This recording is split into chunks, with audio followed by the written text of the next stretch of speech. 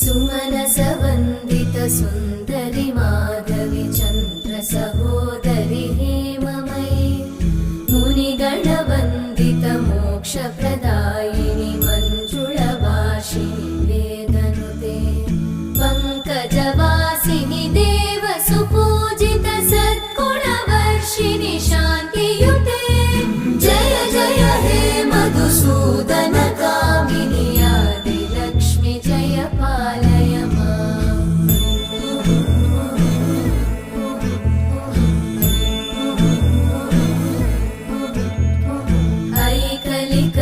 ऐकलिकल्मषनाशिनि कामिनि